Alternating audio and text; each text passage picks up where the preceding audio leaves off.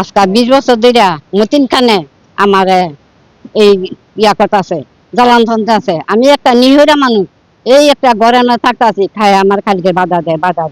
তারপরে হাই অর্থ দোয়াই লইয়া রাতের 12টা বাজে খাই আইছি। আওয়ার পরে হাই হামকি দেয়। তো আমি ওখানে মানুষ কই পাবো, তখন আমি মানুষের আত্মীয় স্বজন যা আছে সবার জানাইছি, দেখেন আমার এই অবস্থা করতেছে। তারপরে স্যার কাছে আমি মাপ চাইছি মসজিদের ভিতরে গিয়া, মানুষ সাক্ষী আছে। যদি আমি কাজ করতে চাই তাই পুলিশ আনি, কয়েদে পুলিশ আনি, দমকা দেয়, মামলা দেয়। হ্যাঁ খালি বন্ধ কয়, খালি কথা খালি কয়, ভালো কথা বলে না।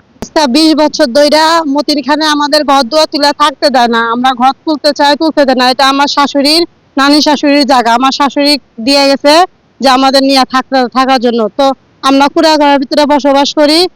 যখনই আমি ঘর তুলতে লাগি তখনই সে পুলিশ নিয়ে আসে। সে রাতের অন্ধকারে আসে, রাতের অন্ধকারে সে পিস্তল দেখায়, আমাদের ঘর তুলতে দিবে না। সে পুলিশ পাঠায়, পুলিশও বাধা দেওয়া যায়। তার তার চামচা আছে, সেও আসে, সেও এসে আমাদের খুঁটি কাটতে দেয় না। আমাদের নাতি, আমাদের ঘর গাড়তে লাগিয়ে সেটা নাতিদের ফালায় দেয়, বলে যে তোমাদের এখানে জায়গা নাই, তোমাদের এখানে কিছুই নাই, তোমাকে জায়গা নাই, তোমাকে এতদিন থাকতে দিছে কিন্তু তোমাদের বাড়ি ঘর ঠিক করে থাকতে দেবো না। এই কথা বলে আমাদের অনেক অত্যাচার করে।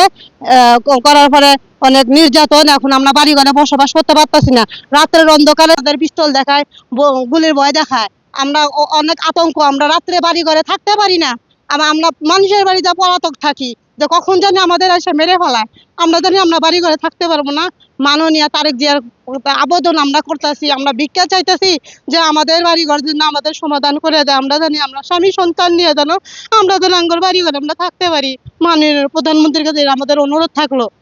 দাঁড়ানো অবস্থায় আমরা এলাকা সবাই, এলাকার মহল্লার সব লোক আসছি ওনাদের সমস্যার সমাধান করার জন্য। একটা অসহায় গরিব দরিদ্র মানুষ মতিন খান দীর্ঘদিন যাবৎ নির্যাতন করতেছে ওনাদের। সে আপনারা হয়তো জানেন, সে বৈষম্য বিরোধী ছাত্র হত্যাকারী একজন আসামিও উনি।